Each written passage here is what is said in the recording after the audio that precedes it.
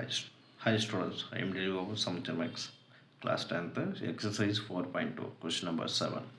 So இங்கே ஒரு picture கொடுத்துருக்காங்க பாருங்கள்.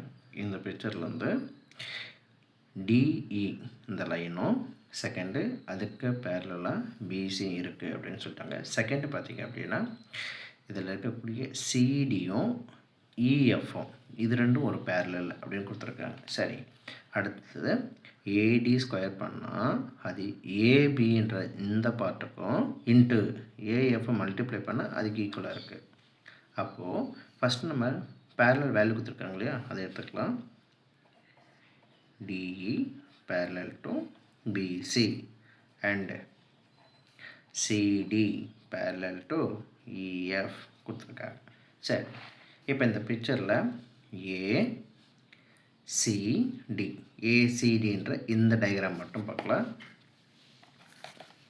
இதோ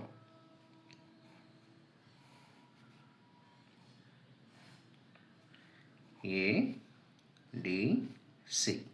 இப்போ இதில் டின்றது சென்டர் பாயிண்ட்டாக இருக்குது இல்லையா, அது இங்கே.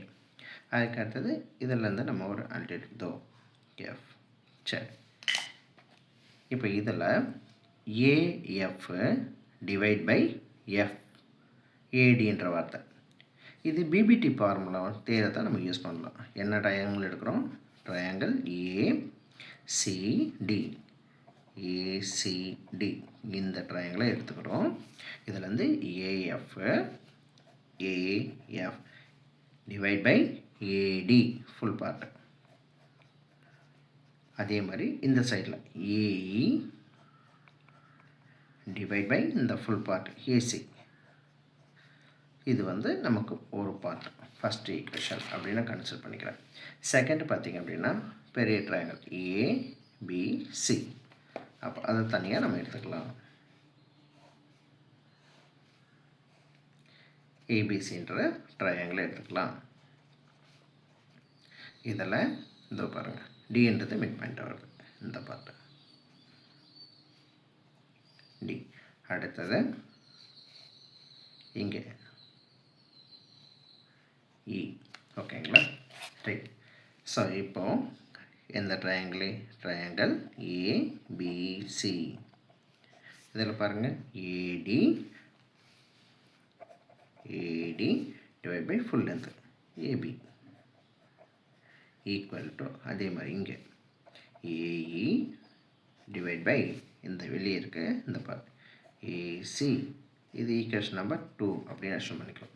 இப்போ ஃபஸ்ட் ஈக்குவேஷனும் செகண்ட் ஈக்குவேஷனும் பாருங்கள் ஆர்ஹெச் சைடு நமக்கு ஈக்குவலாக இருக்குது. அப்போது பேலன்ஸ் அது இருக்குது, எல்ஹெச் சைடு மட்டும் இருக்கு இல்லையா, அதை மட்டும் ஈக்குவல் பண்ணால் ஆன்சர் வந்துடும். From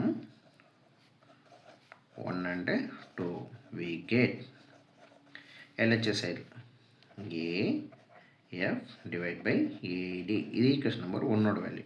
second AD divided by AB. இப்போ இது ரெண்டுத்தையுமே நம்ம கிராஸ் மல்டிப்ளை கொடுக்கலாம். இதோ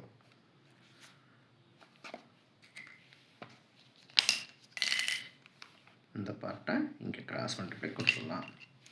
சப்போ AF into AB equal to AD into AD. So, இப்போ AD into AD, AD square equal to balance AF into AB. So, இதுதான் நம்முடைய proof.